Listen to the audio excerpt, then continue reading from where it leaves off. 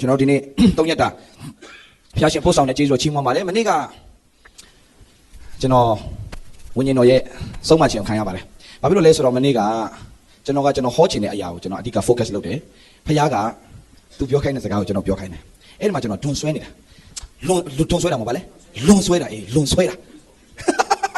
လွန်ဆွဲတာဘာလွန်ဆွဲတာလဲကျွန်တော်ကစီစဉ်ထားတဲ့အရာကတခုအဲ့ဒါဒီနေ့ငါဟောမယ်ဒီဥစ္စာပဲငါဟောမယ်ဒါခွန်အားရတယ်ကျွန်တော်ခွန်အားရတော့ကျွန်တော်ဟောချင်တာကိုတော့ဗာပြောတယ်မင်းခွန်အားရတဲ့ဟာမဟောခိုင်းဘူးလေငါပြောခိုင်းတဲ့စကားကိုမင်းပြောရမှာလေဆိုတော့မနေ့ကကျွန်တော်တော်တော်လေးအဲ့ဒါမလုပ်တဲ့ခါမှာဘာဖြစ်လဲကျွန်တော်ထဲမှာ drive လို့ကျွန်တော်ပြန်သွားတယ်ဝิญဉ်ထဲမှာရှိတဲ့သူတွေကောင်းခံစားမှာပါကျွန်တော်ဟောခဲ့တာမဟုတ်မနေညာပြီးတော့မှကျွန်တော်တော်တော်လေးရှုပ်ထွေးတယ်ဘာကြောင့်လဲတဲ့ကျွန်တော်ပြန်ဆက်ကိုတော့ဘာအဓိကပြောချင်တာလဲဆိုတော့ဒီတင်တော်ဖခင်ကိုသိချစ်ပါတယ်တဲ့ဒီတင်တော်ရှိတဲ့ညီကောင်မောင်မိုက်လေသိချစ်ပါတယ်တဲ့ဒါပေမဲ့တခုပဲမနေ့ကအဲ့ဒါကိုကျွန်တော်မပြောချင်တော့ဘာကျွန်တော်ပြောပြီးသားလေအမြဲတမ်းဟိုတစ်ခါလာတော့လည်းကျွန်တော်အဲ့ဒီအကြောင်းတွေပဲပြောခဲ့တာမပြောချင်တော့ဘူးလေဘာလို့မပြောချင်လဲဆိုတော့ထက်ခါပြောတာဟလာဒီဆရာလည်းဟောဆရာမရှိလို့လို့လာလို့ပြောမှဆိုလို့ကျွန်တော်လည်းကိုယ့်ရဲ့မန်လေးတင်းတော့ကိုပြောချင်တဲ့ point ဝဲဆွဲတာဖခင်ဘာပြောခိုင်းလဲသိလားညီကောင်မောင်မိုက်တော့တန်ရှင်းတော့တတ်တာနဲ့တက်ရှင်ပွဲဖခင်မနေ့ကကျွန်တော်ဖော်ပြခိုင်းထားတာပြီးခဲ့တဲ့ခေါက်လာတော့ကျွန်တော်အကြီးကျယ်အဲ့ဒါပဲပြောပြီလ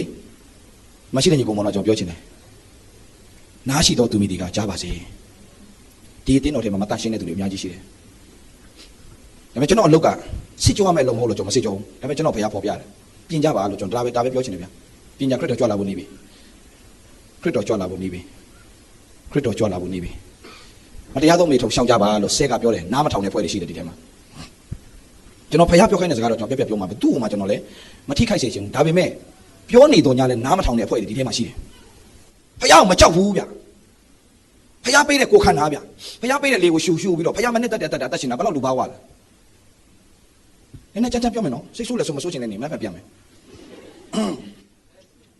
တန်ရှင်းချင်းအသက်တာနဲ့အသက်မရှင်းချင်းကြဘူးအဲ့ဒီတန်ရှင်းချင်းကိုမခုံမင်တည်းတင်းတို့ဘာကောင်းကြီးမှမရှိဘူးကာတိုးစီရတဲ့ဘဝကနေလေဟိုကော်ဆန်ဘဝကနေလွတ်မှာမဟုတ်ဘူးကျွန်တော်ဒါမြတ်တာစိတ်နဲ့ပြောနေတာကျွန်တော်လည်းဟိုးတော့ငါဟိုးအောက်ဆုံးကလူပဲဒါပေမဲ့လေကျွန်တော်ပြောမယ်ဖခင်ကောင်းကြီးနဲ့ငါဘယ်တော့မှမလဲဘူးကွာဆိုတော့ဖခင်တခင်အသက်ရှင်းချင်းကိုနှစ်သက်တဲ့အတိုင်းကျွန်တော်ရဲ့အမြင်ကျွန်တော်ရဲ့အသက်ရှင်းချင်းအခုစီတိုင်းကိုတန်ရှင်းချင်းနဲ့အသက်ရှင်းလာတဲ့ကောင်ဖခင်ကောင်းကြီးပေးတယ်နော်ဒါရင်ညီကောင်မောင်မရောက်ရှိတယ်တိတ်စေချင်တယ်တိတ်နားလဲစေတခုပဲနှုတ်ကပတ်တော်မသွားခင်မှာအဓိကကျွန်တော်ပြောချင်တယ်မနေ့ကဖခင်ပြောခိုင်းတဲ့စကားကမတရားသောမိထုံတိတ်များနေတယ်တဲ့မတရားသောမိထုံတိတ်များနေတယ်တဲ့ပြန်ပြောမယ်မတရားသောမိထုံဘာလဲရီးသားပဲမကြခင်လက်ထက်မှာမဟုတ်လို့အိတ်တာဘာဖြစ်လဲအဲ့ဒါအမင်္ဂလာတွေဖြစ်တယ်နားချနေရနဲ့စိတ်အလိုလိုက်နေတဲ့ဟာတွေရှိတယ်ပြင်ကြပါနောက်မကြစေနဲ့နော်နောင်တဆိုတာနောက်မရတာမျိုးမဖြစ်စေနဲ့ပြင်ကြပါဖခင်ကိုမကြောက်ရင်တင်တို့အမင်္ဂလာဖြစ်မယ်နော်ကျွန်တော်ဒါပဲပြောမယ်ဖခင်ပြောခိုင်းတဲ့စကားကျွန်တော်ပြောတာပြက်သားကျွန်တော်ပြောမယ်အေးဝန်ဂေလိလည်းလှုပ်ချင်တယ်ဖခင်အတွက်လည်းဆက်ကပ်ချင်တယ်မတတ်ရှင်းတဲ့အတ္တနဲ့အသက်ရှင်ချင်တဲ့သူတွေရှိတယ်ဖခင်အတွက်လည်းအကြီးကျယ်လှုပ်ချင်သေးတယ်ခင်ဗျားတို့ပူအေးကွာဟိုနှွေးတယ်လို့ဘာလို့မလုပ်နဲ့အဲ့ဒါအမင်္ဂလာရှိတယ်အတင်းတော်လည်းအမင်္ဂလာရှိမိသားစုလည်းအမင်္ဂလာရှိတယ်တင်းရတတ်တာမှလည်းအမင်္ဂလာရှိတယ်ဒီလောက်တရှင်တော်ဝိညာဉ်တော်နဲ့တကယ်ပဲအလုပ်လုပ်နေတဲ့အတင်းတော်ထဲမှာတက်ရှင်နေရလှုပ်ဆောင်ပါဝင်နေရနဲ့မတရားသောမိထုံထဲမှာရှိတဲ့သူများအပြစ်ကိုနောင်တရပါဆရာသမားများနဲ့လာတွေ့ပါအမင်္ဂလာဖြစ်မှာဆိုလို့ကျွန်တော်ပြောနေတာဆုံးရှုံးမှာဆိုလို့ကျွန်တော်ပြောနေတာချစ်တဲ့စိတ်နဲ့ကျွန်တော်ပြောနေတာဖခင်သခင်ရှေ့လူရှေ့လက်မထပ်ပဲနဲ့အတူတကွအိတ်တဲ့ဖွဲ့တွေကတိရစ္ဆာန်ပဲလူမှာပဲလက်ထပ်မင်္ဂလာဆိုဖခင်လုပ်ပေးတာနွားတွေခွေးတွေမှာလက်ထပ်တယ်ဆိုတာမရှိဘူးလက်မထပ်ပဲနဲ့ပေါင်းတင်ဆက်ဆံနေတာတိရစ္ဆာန်ပဲနွားကလေးတွေဟိုဝယ်တင်ရှိလားနွားလေးတွေဝယ်တင်ရှိလားဟမ်နွားလက်ထပ်လက်ဆိုရှိလားလူမှာပဲရှိတာလူကိုဖခင်ကမြင့်တင်ပေးထားတယ်ကောင်းကြီးပေးထားတယ်ခုံမစင်းကြနဲ့အထူးဖြင့်ဖခင်သားသမီးတွေပို့ဆိုးတယ်လူတော်မှရိုးတတ်လူမဖခင်လူတွေဖြစ်တယ်ဖခင်သားသမီးတွေတတ်ရှင်းချင်းတတ်တာနဲ့တက်ရှင်ရမယ်တိကြီးနဲ့လုတ်တဲ့ဖွဲ့တွေနောင်တရကြပါလို့ကျွန်တော်ပြောချင်ပါတယ်ဘာလို့ကျွန်တော်စိတ်မကောင်းဖြစ်လဲသိလားလွန်ခဲ့တဲ့ဘယ်နှလတုန်းကလဲကျွန်တော်ရောက်လာတော့အောက်တိုဘာလပဲတတ်ရှင်းချင်းကြောင့်တထနေ့တိုင်းဘယ်နှရက်လဲကျွန်တော်ဟောခဲ့တယ်နော်ပြန်သွားတယ်ပြန်လာတယ်ဒီဝိညာဉ်ထဲမှာခံစားရတော့မယ်ရှိတယ်တူတောက်တော့သူတို့ဖခင်စကားပြောနေပြင်ပါပို့ဆိုတာကဖခင်တည့်ရနဲ့လုံနေတဲ့ဖွဲ့တွေပို့ဆိုတယ်ပြင်ကြပါနောက်တရပါဖခင်ခင်ထံပြန်လှည့်ပါအချိန်ရှိသေးတယ်ဆုံးဖြတ်ချက်နဲ့ပြန်တက်ရှင်ပါဖခင်ကောင်းကြီးပေးလိမ့်မယ်ကြားရတာနဲ့ဆက်လုံရင်တော့အမျက်တော်ခံရခွက်ဖလောက်တီးခံပြီးတော့စောင့်နေတာဟုတ်လားဂျေစုပြုနေတဲ့တနာတွေတော့မထီမဲ့မြင်မပြုတ်ပါနဲ့မထီမဲ့မြင်မပြုတ်ပါနဲ့အဲ့လိုပြုတ်တဲ့ခါမှာဒေါသအမျက်ခံဖို့နေ့ကိုတင်စီးဘူးလားတဲ့ရောမာထဲမှာတရားပြောတယ်ဟေးနောက်တရပါဖခင်ခင်ပဲပြန်လှည့်ပါအကောင်းဆုံးပြန်တက်ရှင်ပါမနေနိုင်ရင်ဆရာသမားတွေစီလာပြီးလက်ထပ်ကြပါခိုးကြောင်ခိုးကအလုပ်လုံးဝမလုပ်ပါနဲ့ခိုးကြောင်ခိုးကမလုပ်ကြပါနဲ့ယုံကြည်သူမှအဲ့ဒါလုံးဝမရှိတဲ့အရာဖြစ်တယ်ဟယ်လိ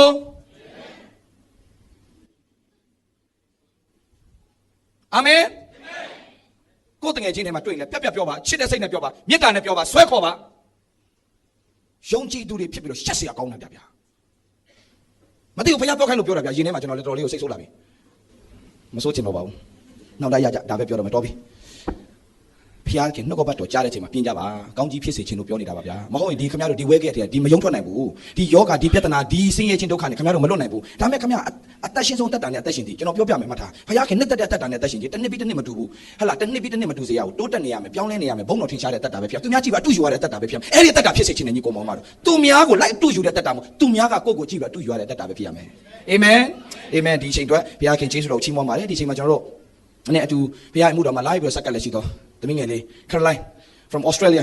pod ကနေတော့ရောက်လာတာဖြစ်တယ်ဒီသမီးလေးတက်တာမှလည်းများဆိုတော့သူ့ယွန်းနေမလိုက်အောင်ဟာလာဟိုစုံစမ်းခြင်းတွေကြာရှုံးမှုတွေအများကြီးရှိခဲ့ပါတယ်နော်ဒီຢာနဲ့ပတ်သက်ပြီးတော့ဒီသမီးလေးရလည်းပဲဒီမှာအနေငယ်တက်တဲ့ခံဖို့အချိန်ပေးရှင်တယ်သမီး Caroline please come forward ဒီရရှိတော့ညီကောင်မများကျမတက်တဲ့ခံချက်အားဖြင့်ကုန်းအားရရှိပြီးတော့ဘုရားပုံထင်ရှားပါစေလို့ဘုရားကိုချီးမွမ်းရင်းနဲ့ဆုကိုတောင်းပါတယ် Before I start, I just want to tell you a little bit about myself. My name is Caroline, and I'm 21 years old. I live in Perth, Australia, and yeah. တက်တဲ့ခံချက်ပတ်သွားခင်ကျမကိုကျမမိတ်ဆက်ပေးချင်ပါတယ်ကျမနာမည် Caroline လို့ခေါ်တယ်27နှစ်ရှိပါပြီ Australian နိုင်ငံကဖြစ်ပါတယ် I grew up in a Christian family, but it wasn't until when I was 14 years old that I really started knowing who God was in my life and having a personal relationship with Him. ကျမကခရစ်ယာန်အင်တာမီတာစုမှာငွေဖွာလာခဲ့ပါတယ်14နှစ်တိုင်တိုင်မြို့ဖလာတိုင်းပဲလာတယ်14နှစ်ကြာတဲ့ခါကျတော့မှအသက်ရှင်တဲ့ဘုရားသခင်ကိုတူးချင်းဘုရားနဲ့တိကျွမ်းလာခဲ့တာဖြစ်တယ် That's when I started getting active within the church, participating in youth events, participating in whatever I could serve God with. I was giving Him my all and really just giving Him my heart, starting from the age of 14. အဲ့ဒီ14နှစ်ဘုရားကိုရလာတဲ့ချိန်ကစပြီးတော့အသင်းတော်မှာစိတ်ရောကိုပါစက္ကပ်ပါဝင်လာခဲ့တယ်ကျမရဲ့အချိန်ကျမရဲ့လုံးအားလုံးကိုဘုရားသခင်ပေးလာခဲ့တယ်လူငယ်စီစဉ်တွေမှာလည်းအသက်ရောပါဝင်လှုပ်ရှားခဲ့တာဖြစ်တယ် At the age of 18, I made a few mistakes in my life that changed my life and put me right at the lowest point of my life that I could never have imagined could happen to me.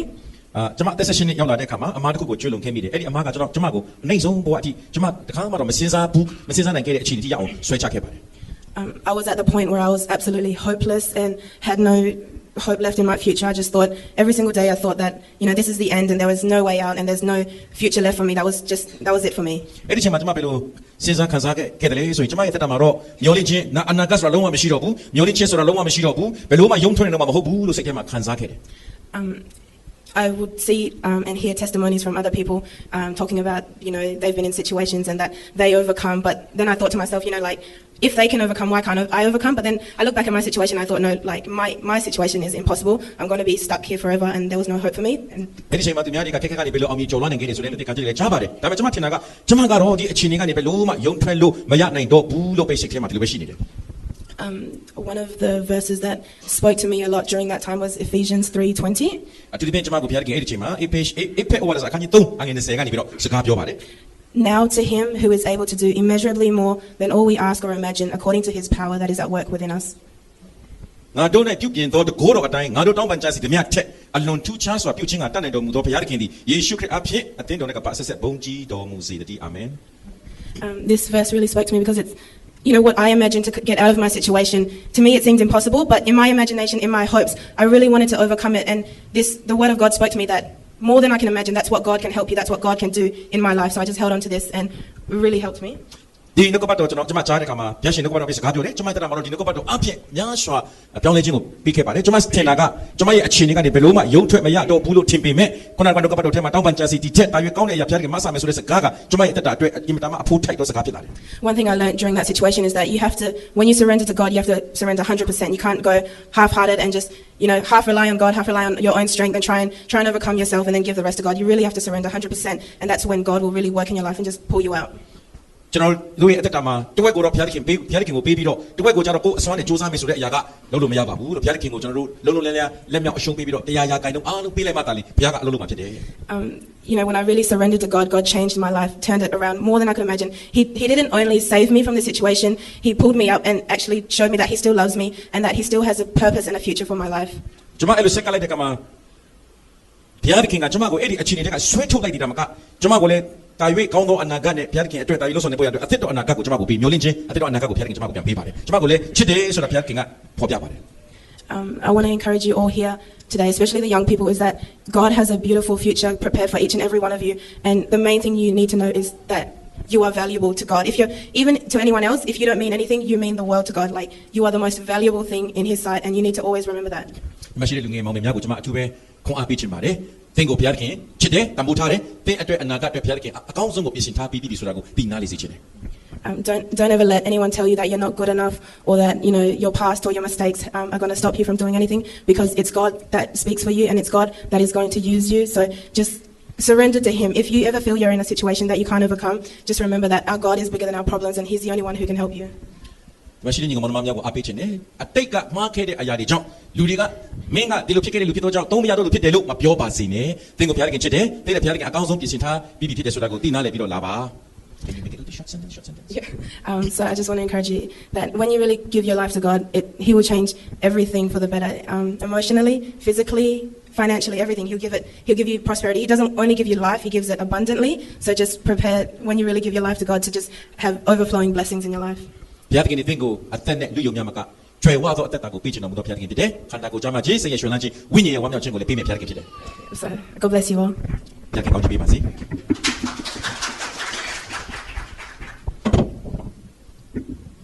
ဒီသမီးကလွန်ခဲ့တဲ့နှစ်ကဒီချိန်မှာဆိုရင်သူ့ကိုယ်သူတတ်သိခြင်းတဲ့သူတယောက်ဖြစ်ပါတယ်ဒီစားရိုက်သမီးသူဘာမှလို့နားလဲတယ်ဘာမှလို့ပြန်မပြောတတ်တာလေလို့ကောင်းကောင်းဆိုတော့ပြီးခဲ့တဲ့နှစ်ဒီလိုချိန်မှာသူ့ရဲ့ဆုံးဖြတ်ချက်ချတဲ့အမှုတစ်ခုကြောင့်မှားယွင်းသွားတဲ့ဆုံးဖြတ်ချက်ချတဲ့အမှုကြောင့်သူကတစ်ခုလုံးက upside down ဖြစ်ခဲ့ရတယ်တကယ်ဖျောက်ဆက်ကပ်နေရတင်းတော်မပါဝင်နေဟိုးအောက်ဆုံးကိုကျသွားရတယ်သူအဲ့ဒီချိန်မှာသူ့ကိုယ်သူတတ်သိခြင်းတဲ့စိတ်ဒီလိုချိန်ပြီးခဲ့တဲ့နှစ်ကဖြစ်ခဲ့ပါတယ်သို့တော့ဘုရားသခင်ရဲ့ကျေးဇူးတော်ကြောင့်ယခုချိန်မှာတော့ကျွန်တော်တို့နဲ့ပါလိုက်ပြီးတော့ပါဝင်ဆက်ကပ်လျက်ဆက်ပြီးတော့လည်းပဲစင်ကာပူကိုကျွန်တော်နဲ့တူဆက်ပြီးတော့ပါဝင်အောင်မှာဖြစ်တယ်နောက်ပိုင်းမှာလည်းပဲဆက်ပြီးတော့ပါဝင်မယ်သူ့ကိုကျွန်တော်ပြောထားတယ်ကျွန်တော်အမှုတော်မြတ်အတွက်ပဲဖြစ်ဖို့ရန်အတွက်အမှုတော်အတွက်ပဲဆက်ကပ်ပါလို့ပြောထားပါတယ်သူကတော့ nurse also register nurse တက်နေပါတယ်နောက်ဆုံးနှစ်ဖြစ်ပါတယ်ပြီးရင်တော့သူ nurse ဖြစ်မယ်ဒါပေမဲ့ nurse ကိုဖျားခေါ်တာတဲ့ဖျားအတွက်ပဲလုပ်ပါလို့ကျွန်တော်ပြောထားတဲ့သမီးတယောက်ဖြစ်ပါတယ်ဒီကြောင့်ဒီသမီးတက်တာအဖြစ်လဲများစွာသောသူတွေကျွန်တော်ဖျားဖော်ပြလို့ကျွန်တော်ဒီသမီးလေးကိုလက်ဆွဲခေါ်တာပါဒီသမီးတက်တာဖြစ်များစွာသောလူငယ်များရဲ့တက်တာကိုပြောင်းလဲစေမယ်လို့ဖျားဂရုပေးထားတဲ့အတွက်ကြောင့်ဒီသမီးနဲ့အတူဒီသမီးလေးကိုလက်ဆွဲခေါ်ရဖျားမှုတော်အတွက်သာရွေးပါဝင်ခိုင်းတာဖြစ်ပါတယ်လို့ဒီသမီးရဲ့အတွက်လည်းတတိယလို့ဆုတောင်းပေးပါဖျားရှင်ဘုန်းတော်နဲ့နာမတော်အတွက်ဖျားခင်ဆက်လက်ပြီးတော့အသုံးပြုပါမိကြောင်းဖြစ်ပါတယ်သမီး God bless you ဘုရားခင်ကျေးဇူးတော်ထူပဲချီးမွမ်းပါတယ်လို့ဒီချိန်မှာလည်းပဲကျွန်တော်တို့တကယ်ပဲနှိမ့်ချခြင်းနဲ့အစေခံရလည်းရှိတော့ကိုစံပြီးအခုနတခြင်းလေးကသူ့ရဲ့တခြင်းဖြစ်ပါတယ်သူ့ရဲ့တခြင်းလေးဖြစ်တယ်တင့်အားသခင်ဒီအလိုရှိတယ်ဆိုတာကသူကိုယ်ပိုင်သူဆိုခဲ့တဲ့တခြင်းလေးဖြစ်ရပါတယ်လို့သို့တော်ညာလည်းပဲကျွန်တော်တို့ဘယ်ရွာလဲဘယ်မြို့လဲမသိရောက်သွားတဲ့အခါမှာအဲ့တခြင်းကိုသူတို့ဆိုပါတယ်အဲ့ဒီချင်းဆက်တော့သူမဆိုချင်တော့လားမသိတကယ်ကိုအဖိုးကြီးတွေအဖွားကြီးတွေနဲ့တင်းအားသခင်ဒီလိုရှိတယ်ဆိုတော့ချင်းဆက်တော့သူမဆိုမေမြို့မှာလည်းပဲသူ့ကိုဆိုခိုင်းတယ်သူမဆိုဘဲနဲ့ထွက်လာတယ်မန္တလေးမှာလည်းမဆိုရန်ကုန်မှာလည်းမဆိုဒီနေ့တော့ဘုရားရှင်သူ့ကိုထိတွေ့တယ်ဆိုတော့ဒီသားကြီးစီကနေလည်းဒီတခြင်းနဲ့အတူကျန်တဲ့ချင်းများလို့အခုနဆိုလိုက်တဲ့တခြင်းပေါ်မှာဒီကလူတွေအရင်ဆိုကောင်းသွားလို့လားမသိသူဆိုချင်းစိတ်ပေါက်လာတယ်သူတခြင်းဆိုတော့ဘုရားရှင်တကယ်ချစ်ပြီးတော့ဆက်ကလေးရှိတယ်ကိုစံပြိုလည်းပဲကျွန်တော်တို့ဆက်လက်ပြီးဆူတောင်းပေးရအောင်ဒီသားကြီးကျမ်းမာခြင်းပါစာဘုရားရှင်မှုတော်အတွက်လှုပ်ဆောင်တဲ့အခါမှာဆရာဝန်ကြီးကစားတစ်ခါလေးမှသူပြောတယ်ဆရာဝန်ကြီးပြောတယ်ဒီသူ့အတန်အိုးကရောက်နေတယ်တဲ့မဆိုတော့နဲ့လို့ပြောတဲ့အချိန်မှာပြင်လေလုံးဝဆိုလို့မရတော့ဘူးညင်နေပါလို့ပြောတဲ့အချိန်မှာသူကဘုရားခင်အတွက်ဆက်ကတဲ့အခါမှာဒီနေ့ဒီအတန်ကတော့ထွက်နေတော့မှဖြစ်တယ်လုံးဝမထွက်ဟလာမဆိုနဲ့လို့ပြောတဲ့အချိန်မှာပြင်သူကပြောလဲဆိုတော့ဘုရားအတွက်ပဲကျွန်တော်ဆက်ကထားတယ်ဘုရားအတွက်ပဲလုပ်မယ်ဆိုတော့ရေတင်ဆရာဝန်မဆိုခိုင်းတော့ညာလဲဆိုခဲ့တဲ့သားကြီးတောက်ဖြစ်တဲ့အတွက်ကြောင့်သူကလည်းတတိယပြီးဆက်ဆူတောင်းပေးပါတာ၍အမှုတော်မြတ်ထဲမှာဆက်လက်ပြီးတော့ပါဝင်ဆက်ကချမ်းပြီးသူ့ချင်းပြီးများစွာသောလူငယ်တွေရဲ့တက်တာတော်ကအသက်ကြီးသူတွေမှစအသင်းတော်တွေရောက်စီတဲ့ကောင်းကြီးဖြစ်စေဖို့ဖြစ်ပါတယ်လို့ကိုစံပြလက်ခုပ်ပြကျွန်တော်ကြိုဆိုကြရအောင်နောက်ဆုံးနေ့ညထိတိုင်အောင်ပူဆောင်တဲ့ဘုရားသခင်ရဲ့ကျေးဇူးကိုချီးမွမ်းပါတယ်ခုနဆရာပြောသွားသလိုကျွန်တော်ဘဝမှာတက်တည်ခံစရာတွေအများကြီးရှိပါတယ်ကျေးဇူးတော်ကြောင့်ဘုရားအတွက်ပါဝင်တဲ့အချိန်မှာအထူးသဖြင့်ကျမ်းမာခြင်းတွေနဲ့တိုက်ခိုက်ခြင်းမျိုးမျိုးခဏလာပါတယ်လွန်ခဲ့တဲ့2လလောက်တုန်းကကျွန်တော်တို့ကြားမဲ့ထင်မှာမြန်မာပြည်မှာကျွန်တော်တို့ကျေးဇူးတော်ကြောင့်မြန်မာပြည်ခရစ်ယာန်တမိုင်းမှာတစ်ခါမှမရှိဘူးသေးတဲ့သူဝိနာအားကစားခွင့်ထဲမှာကျွန်တော်တို့နောက်ဆုံးနေ့ရဆိုလူပေါင်း1000နီးပါးလောက်လာပါတယ်အဲ့မှာကျွန်တော်တို့ Gospel Music Festival ဆိုပြီးတော့ကျွန်တော်တို့ပွဲကျင်းပခွင့်ရပါတယ်အဲ့ဒီပွဲမှာကျွန်တော်အဆိုတော်တွေဒီပိုင်းတွေကိုတာဝန်ယူခွင့်ရခဲ့တယ်အဲ့ဒါမတိုင်ခင်လေးမှာကျွန်တော်နေမကောင်းနည်းနည်းလေးဖြစ်နေအဲ့ဒါနဲ့ကျွန်တော်တွိုင်းပေါ့နော်မနားလည်းမနားမိပါဘူးဒါနဲ့တနေ့ကနေတချင်းဆိုပြီးပြန်တဲ့အချိန်မှာကျွန်တော်ကားမောင်းပြီးပြန်တယ်အိမ်ကိုတိတ်မရောက်ချင်တော့ဘူးဒါပေမဲ့စူးစမ်းပြီးပြန်တယ်အိမ်ရောက်ပြီးတဲ့ခါမှာပို့ပြီးဆိုးလာတဲ့ခါမှာဟိုကျွန်တော်အတူပါလာတယ်ကျွန်တော်တကယ်ချင်းမုံပြီးကိုကျွန်တော်အိမ်ကကောင်းလေးဖုန်းဆက်ခိုင်းတယ်ကျွန်တော်ကိုယ့်ကိုမထားနိုင်တော့တဲ့အတွက်သူလုပ်နေတဲ့အလုပ်တွေအားလုံးရပ်ပြီးတော့တကယ်ချင်းကြောက်နေသူကကျွန်တော်အိမ်ကိုပြေးလာပါတယ်ပြေးလာပြီးတော့ကျွန်တော်တို့ထူပြီးတော့စေခန်းကိုပို့တယ်ကျွန်တော်ပြောတော့ကိုမှရှိတဲ့ရှေ့နောက်ပါရမီစေးရုံရောက်သွားပါတယ်ရောက်သွားပြီးတော့ကျွန်တော်ကိုကြည့်တယ်ကျွန်တော်ရိုးရိုးတန်းတန်းဖျားတယ်လို့ပဲထင်ပါတယ်ဒါပေမဲ့ပို့ပြီးတော့အသက်ရှူရတယ်လည်းအဆင်မပြေတော့ဘူးဒါနဲ့သူတို့ကဒီအောက်ဆီဂျင်ဘိုးတွေတည်လာတဲ့ခါမှာကျွန်တော်ရဲ့အခြေအနေမှန်ဝဲကျွန်တော်သိရပါတယ်။အော်ငါအခြေအနေတော်တော်ဆိုးပါလား။ကျွန်တော်တကယ်ချင်းလေးလည်းတော်တော်လေးစိုးရိမ်သွားပါတယ်။ဒါနဲ့ကျွန်တော်နိုင်ဝက်လောက်တော်တော်အောက်ဆီဂျင်ပေးတယ်၊ဆေးတွေကုတယ်။ဒီကနေကျွန်တော်ပြန်ပြီးတော့အသက်ရှင်ခွင့်ရခဲ့တယ်။ ကျွန်တော်ဒီမှာရောက်တယ်လည်းအများနဲ့ပြောသလိုပေါ့နော်ကျွန်တော်ပေါ်မှာဒါနဲ့ဆိုရင်တော့အောက်ဆီဂျင်ရှူတာ3ခါရှိသွားပါပြီ3ခါရှိပြီးသွားပြီပထမတစ်ခါကတော့ကျွန်တော်အဖိုးဆေးုံတက်တုန်းကပို့တဲ့အပူလေးသူ့ကိုကြောက်ပြီးရှူရတာပေါ့နော်ငယ်သေးတော့လေသူကလည်းမျောလို့သူဆေးုံတက်လို့ပို့တဲ့ဟာအကုန်လုံးကျွန်တော်ရှူခိုင်းတယ်ကျွန်တော်ရှင်းနေတော့ပဲရှိသေးတယ်မန်လေးမှာသူဆေးုံတက်တယ်သွားတော့သူကစပီလာအောင်နဲ့ဒီမှာငါဒီနေ့ဆေးုံဆင်းတော့ပါတယ်မျောစားကောင်းနဲ့ရှူလိုက်ဆိုကျွန်တော်ရှူခိုင်းအဖိုးကအရန်ဆိုတော့ကြောက်ပြီးရှူခဲ့ရတာပေါ့နော်အဲ့တော့အောက်ဆီဂျင်ရတာဘာမှမသိပါဘူးကျွန်တော်သူဘေးနားမှာလက်လေးပိုက်ပြီးတော့ပိုက်ဒီအကုန်တက်ပြီးကျွန်တော်လက်ပိုက်မတ်တရက်ပြီးရှူခဲ့ပူပါတယ်နေလဲကောင်းပါတယ်အဲ့ကနေကျွန်တော်2006ခုနှစ်မှာဒီထိုင်းနိုင်ငံရောက်တဲ့အချိန်မှာကျွန်တော်တို့ဖူခက်ပဲရောက်တဲ့အချိန်မှာအသေးတန်းဖြစ်ပြီးတော့ဆေးရုံကိုကျွန်တော်ဒီကနေ့ရောက်သွားတယ်ရောက်သွားပြီးအောက်ဆီဂျင်အဲ့တော့ကတော့2 နာရီလောက်ရှူလိုက်ရပါတယ်အဲ့ဒီချိန်မှာနဲ့ကျွန်တော်နောက်ဆုံးတစ်ခေါက်ရှူတဲ့ချိန်မှာတော့ကျွန်တော်တို့အမှုမဲ့ထားပြီးတော့ရှူလိုက်မိတဲ့အောက်ဆီဂျင်တွေကဘယ်လောက်ထိတန်ဖိုးရှိလဲဆိုတော့ကျွန်တော်ပြန်ပြီးတော့ရည်တွက်မိပါတယ်ဒီခါလေးကျရင်ကျွန်တော်စဉ်းစားတယ်ငါအသက်ရှူလိုက်အောင်မယ်လို့စဉ်းစားပြီးမှရှူခွင့်ရမယ်ဆိုရင်ကျွန်တော်တို့တစ်ခါတလေ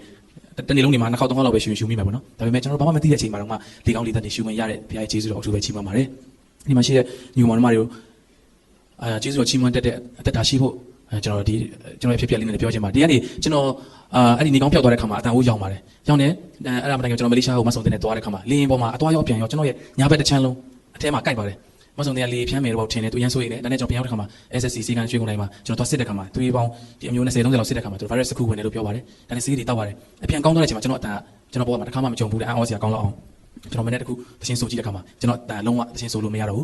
ကျွန်တော်ဦးလို့လည်းရောက်ချင်တဲ့နေရာကျွန်တော်အတန်နဲ့ရောက်နေတယ်ကျွန်တော် control လုပ်လို့မရတော့တဲ့ခါမှာကျွန်တော်ဘောတော့အမှမိုက်ဆုံးချိန်လို့ကျွန်တော်ယူဆတဲ့အချိန်ဖြစ်ခဲ့ပါတယ်ဘာလို့လဲဆိုတော့ကျွန်တော်ဒီသချင်းဆိုတဲ့အလုပ်ပဲကျွန်တော်လုပ်တယ်ဒီသချင်းအပြင်ဘုရားမှုတော်ထမ်းဆောင်တဲ့ခါမှာဒီသချင်းဆိုလို့မရတော့တဲ့ခါမှာကျွန်တော်အရင်စိတ်တက်ကြခဲ့ပါတယ်ကျွန်တော်အမေဖေတို့ပြောတယ်ဒါပေမဲ့ကျွန်တော်အဲ့လိုကျွန်တော်ပြန်ဆိုလို့သချင်းပြန်ဆိုလို့ရပါတော့မလားလို့ကျွန်တော်ကိုကျွန်တော်ထင်လိုက်တဲ့အချိန်ကြီးဖြစ်ပါတယ်ဒါပေမဲ့အဲ့ဒီအချိန်မှာကျွန်တော်ဘုရားသခင်ကကျွန်တော်နေရာတိုင်းမှာရှိတဲ့ဘုရားဖြစ်ပါတယ်ဒါကြောင့်မုံရွာမှာရှိနေတဲ့ကျွန်တော်အဖေကစံပီးအခုချိန်မှာသူသချင်းဆိုလို့ရကြမှာရတော့မယ်လို့ခံစားနေရတယ်ဆိုပြီးတော့သူစိတ်ထဲမှာသူခံစားရတယ်သူရှိတဲ့နေရာမှာသူကျွန်တော်တို့အစာရှောင်ပေးပါတယ်ဒါနဲ့ကျွန်တော်ဖုန်းဆက်ပြီးပြောတဲ့ခါမှာသူကလည်းအရင်အော်တယ်သူအဲ့လိုခံစားရလို့ကျွန်တော်တို့ဆူတောင်းပေးနေလို့ပြောပါတယ်အဲ့ဒီအချိန်မှာကျွန်တော်ဆရာတယောက်နဲ့တွေ့ပါတယ်သူပြောတဲ့အချက်ကဘာလဲဆိုတော့ယောဘတက်တာကိုချိန်ခံပြီးပြောခဲ့ပါတယ်ယောဘကယုံကြည်ခြင်းအားကြီးတဲ့ခါမှာစာတန်နဲ့ဘုရားသခင်ကသူ့ရဲ့ယုံကြည်ခြင်းကြောင့်သူတို့စိန်ခေါ်ခဲ့ကြပါတယ်လောကမှာယောဘလို့ယုံကြည်တဲ့လူမရှိဘူးလို့ဘုရားပြောတဲ့ခါမှာစာတန်ယုံမှာပေါ့တဲ့ဘုရားသခင်ကသူ့ရဲ့ပိုင်ဆိုင်မှုအားလုံးကိုအဝင်းဝိုင်းထဲမှာဘုရားရဲ့အဝင်းဝိုင်းထဲမှာထားပြီးတော့ကာကွယ်ထားတဲ့အတွက်ယောဘကဘုရားကိုကိုးကွယ်တာမဆမ်းပါဘူးဒါတွေမရှိတော့တဲ့တနေ့ကျရင်သူကဘုရားသခင်ကိုကိုးကွယ်မှာမဟုတ်ဘူးလို့ပြောတယ်ဒါနဲ့ဘုရားသခင်ကစိတ်ချငါကျွန်ယောဘကဘလို့ပဲနေနေငါ့ကိုကိုးကွယ်လိမ့်မယ်မင်းသူ့ရဲ့ခန္ဓာကိုယ်မထိနဲ့သူပိုင်တဲ့ဟာတွေအကုန်လုံးထိလိုက်ရတယ်လို့ပြောတဲ့ခါမှာအားလုံးသိရတယ်မယ်သူပိုင်ဆိုင်တဲ့များအားလုံးပျက်စီးဆုံးရှုံးသွားတဲ့ခါမှာဘုရားသခင်ပေးတယ်ဘုရားသခင်ပြန်ရုပ်သိမ်းတယ်မင်္ဂလာရှိပါစေလို့ယောဘသူ့ရဲ့ယုံကြည်ခြင်းကိုသက်သေပြခဲ့ပါတယ်ဒါနဲ့ထပ်ပြောတယ်သူခန္ဓာကိုယ်မထိသေးလို့ပါတဲ့သူခန္ဓာကိုယ်ထိရင်ဘုရားကိုယုံမှာမဟုတ်တော့ဘူးလို့ပြောတဲ့ခါမှာသူခန္ဓာကိုယ်မှာအနာတွေပေါက်တယ်သူရမ်းချစ်တဲ့သူမိမကိုယ်နဲ့သူ့ကိုချိန်ဆတဲ့အချိန်မှာလဲယောဘယုံကြည်ခြင်းမရခဲ့ပါဘူးအဲ့ဒီနေ့မှာကျွန်တော်ဆုံးဖြတ်လိုက်ပါတယ်ငါတချင်းဆိုတဲ့အလုပ်တစ်ခုတဲ့ဘုရားအမှုတော်ဆောင်တယ်ဒါပေမဲ့ဒီနေ့ငါတကယ်လို့တချင်းဆိုလို့မရတော့ဘူးဆိုရင်ငါတချင်းရေးလို့ရသေးတယ်ငါတက်တည်ခံလို့ရသေးတယ်ငါတက်နိုင်နေတာတစ်ခုမဟုတ်တစ်ခုနဲ့ငါဘုရားရဲ့အမှုတော်ကိုဆက်ပြီးတော့အစီခံမယ်ဆိုပြီးကျွန်တော်အဲ့ဒီနေ့မှာစကတ်ဆူတောင်းခဲ့ပါတယ်ဒါခါလေးကျရင်ကျွန်တော်ဒီဟာတစ်ခုတည်းအတွက်ကျွန်တော်ဘုရားရဲ့အမှုတော်ဆောင်မယ်ဆိုတဲ့ဆုံးဖြတ်ချက်တဲ့ဘာကြောင့်ပဲဖြစ်ဖြစ်ငါအေဝံဂေလိတရားအတွက်အသက်ရှင်မယ်ဆိုတဲ့စကတ်မှုကိုဘုရားသခင်လို့ရှိပါတယ်အဲ့ဒီနေ့ကအရင်တော့စိတ်တက်ကြပါတယ်ကျွန်တော်စိုးလို့လည်းမရတော့ပါဘူးနေ့ရက်3ရက်ရှိတယ်ကျွန်တော်မနေ့ဆိုကြည့်တယ်စိုးလို့မရပြန်နေတယ်ကျွန်တော်စိတ်တက်တော်ကြားခဲ့တယ်ဒါပေမဲ့ခုနပြောသလိုကျွန်တော်ယုံကြည်ခြင်းကဒီဟာရနေလို့ဒီဟာကြောင့်မဟုတ်ပဲနဲ့ဘုရားကိုချစ်လို့ဘုရားအတွက်ဘယ်လိုပဲနေနေကျွန်တော်အမှုတော်ဆောင်မယ်လို့စက္ကတ်တဲ့ခါမှာကျွန်တော်အတန်အံ့ဩဖွယ်ရအဲ့ဒါပြီးတဲ့အချိန်မှာကျွန်တော်စင်ကာပူနဲ့ဩစတြေးလျကိုတက်လာခွဲကြတဲ့အထိကျွန်တော်တောက်လျှောက်သချင်းဆိုခဲ့ပါတယ်ကျေးဇူးတော်ကြောင့်ကျွန်တော်အတန်ပြန်ပြီးတော့ကောင်းခဲ့ပါတယ်အာမင်ဒါကြောင့်ဒီမှာရှိတဲ့ညီကောင်မောင်တို့တွေလည်းကျွန်တော်တို့ရဲ့နှလုံးသားဝယ်ဖရားကြည့်ရရှိပါတယ်ကျွန်တော်ယုံကြည်ခြင်းကိုတစ်ခါလေးကြာရင်မနေ့ကပြောသလိုပဲအမှန်တရားကတော့ SSC ဆေးကစာရွက်တွေထွက်လာပါတယ် virus leukocytosis virus လို့ခေါ်ပြောပါတယ်ကျွန်တော်ညာဘက်တစ်ချမ်းလုံးတို့ဝင်ကြိုက်တယ်ဒါကြောင့်ဖြစ်တာဒါအမှန်တရားဖြစ်ပါတယ်ဒါပေမဲ့ကျမ်းစာကတော့တေမင်းအရေးလွှမ်းမိုးသောကြိုင်တဲ့ကိုရှောက်ရင်တော့မှဘေးရန်တွေကိုမကြောက်ရောက်စေရဘူးလို့ဘုရားကအာမခံထားပါတယ်ဒါကြောင့်ကျွန်တော်တို့ယုံကြည်ခြင်းကိုစစ်ဆေးခံနိုင်ဖို့ကျွန်တော်တို့ယုံကြည်ခြင်းဘာကြောင့်ပဲဖြစ်ဖြစ်မယိုင်မလဲတော့ဘူးဒီဖြစ်ဖြစ်လေးနဲ့တတိခံချင်ပါတယ်ကျွန်တော်ဒီခုနတခြင်းလေးမဆိုခင်မှာကျွန်တော်ဘဝမှာကျွန်တော်လည်းအများကြီးပြောပါတယ်ဒီတခြင်းလေးကကျွန်တော်အတွက်ကျွန်တော်တခြင်းလေးဖြစ်တယ်ကျွန်တော်ဘဝလည်းဖြစ်ပါတယ်ဒီရောက်တိုင်းလည်းအများကြီးတတိခံပါတယ်ဒါပေမဲ့ကျွန်တော်ရောက်တဲ့နေရာတိုင်းမှာထပ်ပြီးတော့လည်းကျွန်တော်အသိပေးပါတယ်ဘာလို့လဲဆိုခုနကျွန်တော်ပြောကျွန်တော်လေးလေးရှူလိုက်ရတဲ့ဂျေဇုတော်မှာကျွန်တော်တို့အတွက်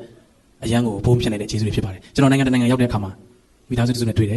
အဲ့ဒီအမကြီးကျွန်တော်ပြောပါတယ်ဟဲ့ငါ့ကိုနည်းနည်းဆွေးနွေးပါဦးတဲ့ဘာဖြစ်လို့လဲငါဘုရားကိုမယုံကြည်တော့ဘူးလားမသိဘူးတဲ့သူ့ကိုသူကျွန်တော်အပ်တယ်ဟာဘယ်လိုဖြစ်တာလဲဆိုတော့ငါဒီကိုရောက်တော့အဲ့ဒီလူတစ်ယောက်ကိုမေးကြည့်တယ်ခင်ဗျားတို့ဘုရားကိုယုံလားအရင်တော့ယုံဘူးတယ်အခုမယုံတော့ဘူးလို့ပြောတယ်အဲ့ဒါဘယ်လိုဖြစ်တာလဲဆိုတော့ကြည်လေဘုရားတချို့နေရာတွေမှာဘုရားမှမလိုတာငါတို့အဆင်ပြေနေရပဲလို့ပြောတယ်သူပြောတယ်လေဟုတ်တယ်လို့ပဲလို့ပြောတဲ့အခါမှာကျွန်တော်တော်လေးစိတ်မကောင်းဖြစ်ပါတယ်သူတို့ပြောတယ်ဒီအသက်ကြီးတဲ့လူဆိုလေသူတို့နိုင်ငံရောက်သွားတဲ့ခါကျရင်သူတို့အသက်60ကျော်ပြင်ဆင်ပေးပါတယ်လာကုန်လို့ရှိရင်တဲ့သူကသူပြင်ဆင်ရောက်လာတာပဲမြန်မာနိုင်ငံတော့ဆိုငါတို့တက်လာပါစားမယ်လို့စဉ်းစားလို့ကောင်းချုပ်တယ်ဒါပေမဲ့ဒီမှာကျတော့အသားတွေပိုးနေတယ်တိုးတောင်တိုးတယ်လာကုန်တော့သူလာကရောက်လာတယ်ဒါကျွန်တော်တို့ပြောတယ်လာကုန်လို့လာကရောက်လာတာလို့ထင်သွားရင်ခင်ဗျားတို့နေမကောင်းဖြစ်လို့မစားနိုင်တဲ့အချိန်မှာလည်းအဲ့လာကရောက်နေအောင်ပါပဲလို့ ရောက်လာတဲ့လကားကိုသုံးခွင့်ပေးတဲ့ဘုရားရဲ့ကျေးဇူးတော်ကျွန်တော်မမေ့ဖို့လိုတယ်လို့ကျွန်တော်ပြောခဲ့ပါတယ်ကျွန်တော်ဆရာကြီးလုပ်တာမဟုတ်ပါဘူးဒါပေမဲ့ကျွန်တော်နေ့စဉ်တက်တစ်ခါလေးကြာရင်ဒါလေးတိတိလေးကငါလုံးလိုက်လို့ရတယ်အကြီးကြီးကျမှဘုရားကိုအားကိုးလိုက်မယ်ကွာဆိုရင်ကျွန်တော်တို့နည်းနည်းလေးတော့စဉ်းစားဖို့လိုပါတယ်ကျွန်တော်တို့လုပ်တဲ့မြတ်အများအဆအဆုံးအသေးလေးအဆအကြီးအထိဘုရားရဲ့အရေးအောင်မှာခိုးလုံပြီးတော့ကျွန်တော်တို့ဆက်ကပ်မယ်ဆိုရင်အရာရာအောင်မြင်မယ်ဖြစ်ပါတယ်ဒါကြောင့်ကျွန်တော်ဘဝမှာမနေ့ကလည်းဆရာပြောသလိုကြီးမားတဲ့ကျွန်တော်ဘဝအတွက်ဆက်ကပ်မှုတစ်ခုကျွန်တော်လုပ်ခဲ့တဲ့10နှစ်တုန်းကကျွန်တော်လုပ်ခဲ့ပါတယ်ဒါကကျွန်တော်ရဲ့ဘဝအတွက်အချိုးအကွေ့ပြောင်းလဲစေခဲ့တဲ့တစ်ခုလည်းဖြစ်ပါတယ်အားလုံးသိတယ်လို့ကျွန်တော်လူငယ်တယောက်ဖြစ်တဲ့အတွက်ကျွန်တော်အရင်နာမည်ကြီးခြင်းခဲ့ပါတယ်အရင်လည်းအောင်မြင်ခြင်းခဲ့ပါတယ်အရင်လည်းချမ်းသာခြင်းခဲ့ပါတယ်ဒါပေမဲ့ဘုရားကခေါ်တဲ့အခါမှာဘုရားကကျွန်တော်တို့ရွေးကောက်လိုက်တဲ့အခါမှာကျွန်တော်တို့သူ့ရဲ့လက်တော်ကနေကျွန်တော်ရှောင်ပြေးလို့မရပါဘူးဒါကြောင့်ဒါပေမဲ့ကျွန်တော်ကိုလူတွေလည်းပြောကြကျွန်တော်ကိုယ်တစ်ခါလေးစဉ်းစားပါတယ်ဘာဖြစ်လို့ငါတယောက်တည်းကဘာဖြစ်လို့ဘုရားချင်းပဲဆိုပြီးတော့အခြေချင်းမဆိုဘဲနဲ့ဆက်ကပ်ရတာလေလို့ကျွန်တော်စဉ်းစားမိပါတယ်အဲ့ဒီအဖြစ်ကမြောက်များစွာသောတက်တည်နဲ့ဘုရားပြန်ပေးပါတယ်တခုသောတက်တည်ကတော့ကျွန်တော်2008ခုနှစ်တုန်းချင်းမိုင်ရောက်တဲ့အခါမှာလူငယ်ပါစတာတယောက်ကကျွန်တော်ကိုတွေ့ချင်တယ်လို့သူခွင့်တောင်းပါတယ်ကျွန်တော်ရောက်ခဲ့တဲ့ကကျွန်တော်လှုပ်ရှုပ်နေတဲ့အတွက်ကျွန်တော်တို့တွေ့ခွင့်မရခဲ့ပါဘူးဒါနဲ့ကျွန်တော်တို့ဆိုမယ်ဆိုရင်နှုတ်စီနေချိန်မှာ तू ကကားထားတဲ့လူတွေအကုန်လုံးဖယ်ပြီး तू ဝင်လာတယ်ကျွန်တော်လူငယ်ပါစတာပဲ तू ပြောတယ်ဒါနဲ့ကျွန်တော်နှုတ်စီနေနေပဲနားထောင်ပါတယ်ဟုတ်ကဲ့ပြောပါဆရာကျွန်တော်မစုံသင်ပေးတော့ထိုင်နေကျွန်တော်နှုတ်စီနေနေကျွန်တော်အရင်တော့ဗမာဗုဒ္ဓဘာသာစစ်စစ်ပါတယ်ဒါပေမဲ့ကိုစံပြည့်ရဲ့ဘေးတချင်းကိုနားထောင်တယ်ဘေးတချင်းဘယ်စာတော့ဘလို့ခွန်အားရအဲ့ဒီကနေကျွန်တော်ယေရှုကိုစိတ်ဝင်စားလာခဲ့တယ်အဲ့ဒီကနေကျွန်တော်ပြောင်းလဲပြီးတော့အတင်းတော်ရောက်ပြီးပြောင်းလဲပြီးတော့ကျွန်တော်ကျမ်းစာကြောင်းအောင်ပြီးတော့အခုလူငယ်ပါစတာဖြစ်နေပြီလို့ပြောတဲ့အခါမှာကျွန်တော်နှုတ်စာရွက်အားလုံးကျွန်တော်ဘုံနဲ့ချလိုက်တယ်မစုံသင်အရန်အားရတယ်ကျွန်တော်ရောသူရောအရန်အားရအရန်ဝမ်းတာလို့ကျွန်တော်မငုံမိအောင်မနေထိန်ရပါတယ်ဆရာပြန်ပြောပြပါဦးလို့တဲ့သူကပြန်ပြောပြတယ်သူ့ဘဝဘယ်လိုဆိုတက်တည်ခံတဲ့ခါမှာကျွန်တော်အရင်တော့စဉ်းစားတယ်တချင်းတွေကရေးနေစုံနေပြီမဲ့အဲ့ဒီတချင်းကြောင့်လူတစ်ယောက်ပြောင်းလဲတယ်ဆိုတာရှိရောရှိပါမလားလို့ကျွန်တော်စဉ်းစားမိတယ်ဒါပေမဲ့မိတ်ဆွေရှိပါတယ်လူငယ်ပါစတာဖြစ်နေပါပြီချင်းမိုင်မှာရှိပါတယ်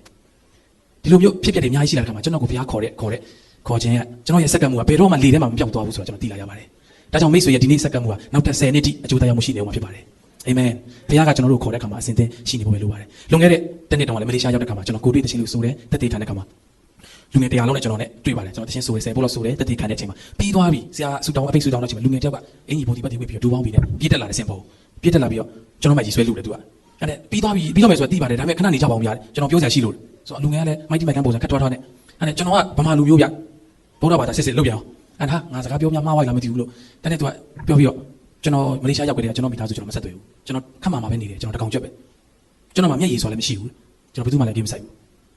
ကျွန်တော်ဖျားเจ้าလာတယ်3-4ခါလာဘူးလေအေးလာဝါလာလောက်တာပါတယ်ဒါပေမဲ့ဒီနေ့ကိုစံပြရတယ်ကိုတွေ့တဲ့ချင်းဆိုတဲ့ခါကျတော့ကျွန်တော်ဒီနားလေးကနားလာတယ်တဲ့သူခံစားရတာသူမပြောတတ်လို့ပေါ့နော်ကျွန်တော်ဒီနားလေးကနားလာတယ်ဗျကျွန်တော်ဘဝမှာမျက်ရည်စွာမရှိဘူးလေဒါပေမဲ့အဲ့ဒီချင်းကြားတဲ့ခါမှာကျွန်တော်မျက်ရည်ကြားတယ်ပြောရင်းနဲ့သူငိုပါတယ်စင်ပေါ်မှာလူကောင်ခက်ထွားတော့ပါပဲပြောရင်းနဲ့သူငိုတယ်ဒီချင်းကြားမှာကျွန်တော်မနေ့ပြန်တော့ကျွန်တော်စိုးရိမ်လာတယ်ကျွန်တော်မနေ့ပြန်ဘယ်လိုဖြစ်မလဲဆိုကျွန်တော်ခံမလို့မရဘူးဒါကြောင့်ဆရာကျွန်တော်ဆူတောင်းပေးပါဆိုပြီးဒီနေ့ကျမှကျွန်တော်အပြေမှန်ရတယ်အရင်တော့ကျွန်တော်ဟီလာဝါလာဖျက်တော့မှလာလောက်တာပါဒီနေ့မှတကယ်ပြေမှန်ရတယ်ဆိုပြီးအဲ့နေရာမှာတူထောက်ပြီးတော့သခင်ယေရှုရဲ့နိုင်ငံတော်မှာသူ့ရဲ့နာမည်စင်ရမသားသွားတာဖြစ်ပါတယ်ဒါတွေကိုမြင်ရတဲ့အခါမှာကျွန်တော်တို့ရဲ့စက္ကန့်မှုတိတိလေးလို့ထင်တဲ့ဟာတခုကဘယ်တော့မှလေထဲမှာမပြောက်တော့ပါဘူးဘုရားသခင်မှသားထားလည်းရှိပါတယ်ဒါကြောင့်ဒီတစ်ချင်းလေးကကျွန်တော်စာသားတန်စီရပြီးတော့တစ်လကျော်လောက်ကျွန်တော်စာသားမရပါဘူးဒါနဲ့ကျွန်တော်အဲ့ဒီမနေ့ဆိုရတော့မယ်စာသားမရသေးဘူးတီးပြီးသွားပြီကျွန်တော်ဆိုရတော့မယ်မနေ့ဒီစာသားမရသေးတဲ့အချိန်မှာကျွန်တော်အိမ်ထဲမှာတယောက်တည်းဆူတောင်းပြီးတော့စာသားဘယ်လိုရေးရမလဲစဉ်းစားတဲ့အချိန်မှာဒီတစ်ချင်းရေးဖို့တဲ့ကျွန်တော်ဘောကျွန်တော်ပြန်မြင်လာတယ်ကျွန်တော်ရဲ့ပေးဆက်မှုလေးတစ်ခုကြောင့်ဘုရားကအသုံးပြုတာကျွန်တော်မြင်တဲ့ခါမှာကျွန်တော်လုံခဲ့တဲ့10နှစ်တော့ဒီလိုနိုင်ငံသားတွေသွားမှာဒီလိုတွေဖြစ်လာမှာမဟုတ်လို့ငါအခုလောက်တည်းစက်ကတ်ထားလိုက်မယ်ဆိုပြီးကျွန်တော်စက်ကတ်ခဲ့တယ်လုံးဝမဟုတ်ပါဘူးဒါပေမဲ့ခုနကကျွန်တော်ပြောသလိုကျွန်တော်ရဲ့စက်ကတ်မှုတိုင်းကိုဘုရားကဘယ်တော့မှမမေ့ထားပါဘူးဒါကြောင့်ကျွန်တော်ထက်တော်တဲ့လူရှိတယ်ကျွန်တော်ထက်တဲ့လူအများကြီးရှိတယ်ကျွန်တော်ဆိုခုချိန်ဒီဂီတာတင်တဲ့ music တင်တဲ့တခုမှမတက်ခဲ့ဘူးပါဘူးစက်ကတ်မှုပိုင်းကျွန်တော်တဲ့စက်ကတ်နိုင်တဲ့လူအများကြီးရှိပါလိမ့်မယ်ကျွန်တော်ထက်ဘုရားကိုယုံကြည်တဲ့လူအများကြီးရှိတယ်ဒါပေမဲ့အဲ့ဒီထဲမှာဘာလို့ကျွန်တော်ကိုသုံးခဲ့တာလဲဆိုတော့ကျွန်တော်စဉ်းစားလို့မရတဲ့အလောက်အောင်ကျေးဇူးတော်ချီးမွမ်းမိတဲ့အခါမှာဒီတခြင်းလေးကိုကျွန်တော်ရေးခဲ့တာဖြစ်ပါတယ်